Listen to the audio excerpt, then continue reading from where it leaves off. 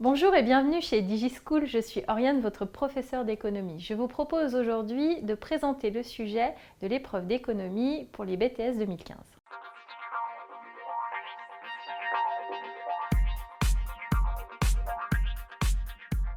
Pour cette épreuve d'économie, on va vous demander classiquement de vous servir de vos connaissances et du dossier documentaire qui vous est fourni, d'utiliser et de définir les concepts que vous connaissez, les concepts économiques, et d'exploiter les sources statistiques étant fournies par les documents.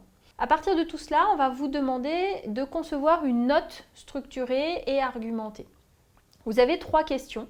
La première, c'est analyser le déclin de l'activité apicole en France et ses conséquences économiques sur la situation du marché du miel. La deuxième question va être consacrée aux externalités, montrer en quoi l'apiculture va générer et va subir des externalités. Et puis enfin, on va vous demander, en utilisant la notion de bien public mondial, de présenter les actions de l'État, donc les politiques publiques, pour favoriser l'activité pollinisatrice. Donc vous avez 3 questions pour construire votre note. Ce qui signifie que votre note, elle doit être construite en 3 parties, chaque partie devant répondre à une des questions posées. Premier document joint, il s'agit d'un document plutôt statistique qui est consacré à la récolte du miel en 2014.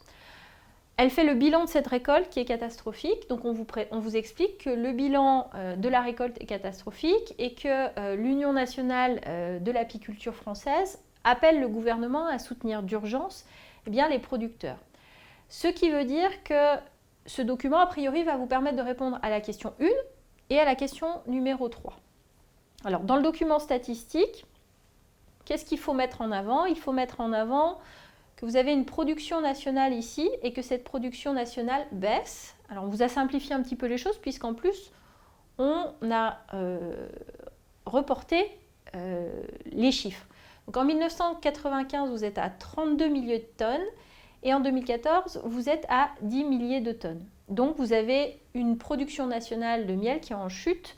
Ce qui veut dire que dans la marge, quand vous allez annoter votre document, première chose à mettre, une production qui baisse.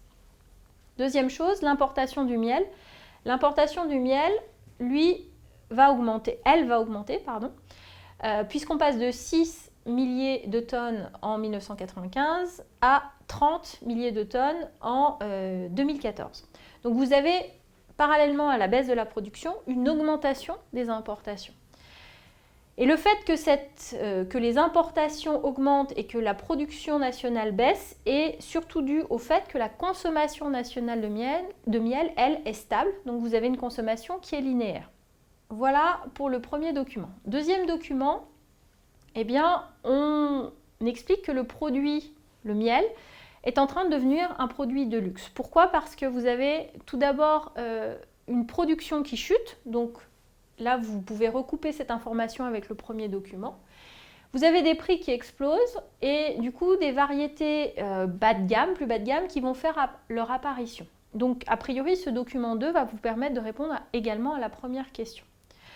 On vous parle également de la biodiversité, du fait que les abeilles assurent la pollinisation. Et puis, on vous parle également du fait que 80% de la reproduction des espèces végétales vont dépendre justement de ce phénomène de pollinisation. Donc cette partie-là, elle concerne surtout une réponse à la deuxième question. Quelques précisions.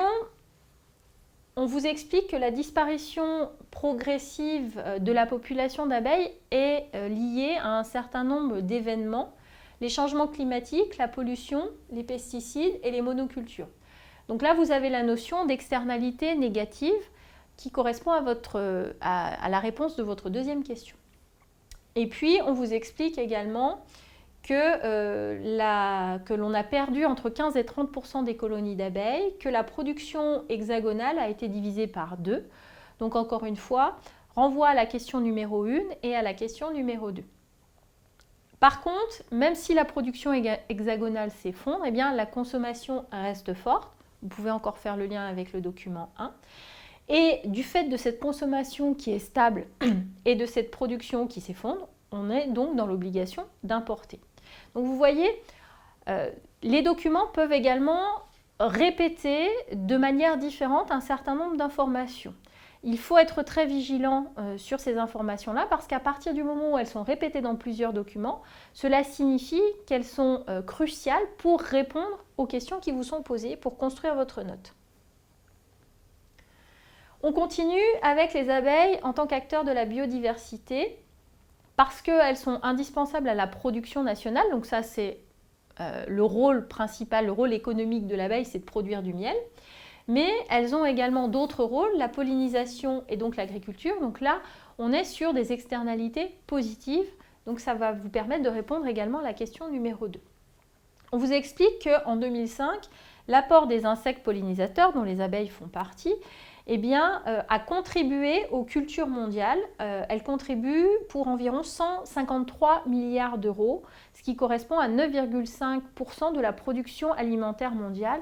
Encore une fois, ici, il s'agit d'une externalité positive. Document 4, on vous parle de la biodiversité. Donc a priori, grâce à ce document-là, vous devriez pouvoir répondre à la fois à la question numéro 2, question des externalités, mais également à la question des politiques publiques, puisque la biodiversité doit être protégée, puisqu'il s'agit de l'ensemble des milieux naturels et des formes du vivant, et que les politiques publiques ont été mises en place pour protéger d'abord la nature, puis la nature dans son ensemble, puis la biodiversité d'un point de vue plus précis. Alors, puisqu'à partir des années 80, donc on a découvert que la diversité biologique, c'était beaucoup plus complexe, beaucoup plus immense que simplement protéger des espèces en voie de disparition, par exemple, et que la biodiversité, c'était un patrimoine commun mondial. Donc là, on vous renvoie à la question numéro 3, encore une fois. On vous parle d'écosystème et on vous explique que donc il y a une nouvelle approche pour protéger la nature, qui est la protection du vivant dans son ensemble, en organisant la conservation de tous les milieux, de toutes les espèces et de la diversité génétique. J'espère que cette présentation du sujet vous aura été utile. Je vous invite à consulter nos autres documents qui vont concerner surtout la correction de cette épreuve. Je vous dis à bientôt chez DigiSchool.